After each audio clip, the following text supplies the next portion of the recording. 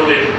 আল্লাহ রাব্বুল আলামিন ইসমাঈল আলাইহিস সালামের পায়ের ঘর্ষণে এমন এক পানির ব্যবস্থা করেছে কিয়ামত পর্যন্ত কোটি মানুষ খাবে, তারপরেও এই পানির উৎস কখনোই শেষ হবে না।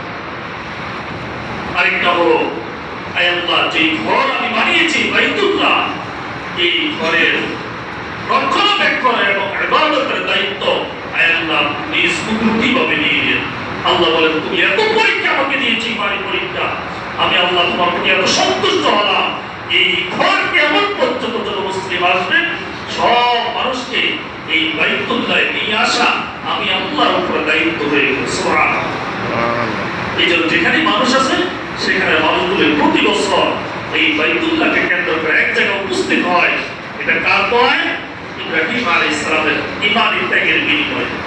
আল্লাহ রাব্বুল আলামিন হযরত ইব্রাহিম আলাইহিস সালামের এক কুরবানি ত্যাগের বিনিময়ে আজকে আমরা পশু জবাইয়ের মাধ্যমে আমরা উৎসাহ উদ্দীপনার সাথে আমরা খাচ্ছি।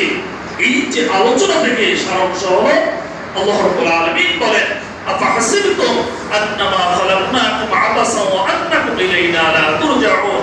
ও দুনিয়ার মানুষ, তোমরা শোনো, তোমরা মনে করেছো তোমরা দুনিয়ার জীবনে তোমাদেরকে এমনি অনর্থক সৃষ্টি করেছি। না না, অনর্থক সৃষ্টিও করি নাই।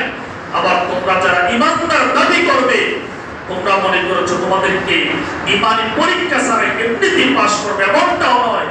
যারা ঈমানদার দাবি করবে, আমি আল্লাহ পদে পদে তোমাদেরকে দুনিয়াতে ঈমানি পরীক্ষা নিব।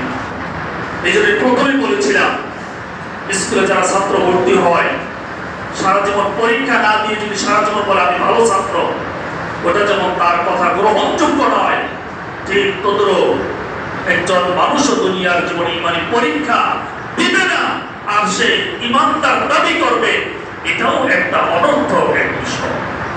ঈমানদার যে দাবি করবে, দুনিয়ার জীবনে ঈমানি পরীক্ষা পদে পদে তার আসবে, যেমনটা এসেছিল মুসলিম পিতা হযরত ইব্রাহিম আলাইহিস সালাম।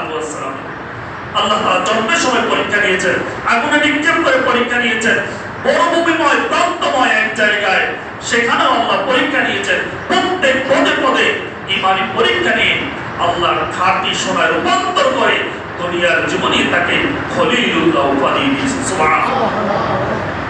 এমন ভাবে কবুল করেছেন যে ইব্রাহিম আলাইহিস সালাম এবং ইসমাঈলের সেই কুরবানিকে আল্লাহ কিয়ামত পর্যন্ত এই উম্মতের উপর সমান্তরাল সবার উপর ওয়াজিব করেছেন। সুবহানাল্লাহ।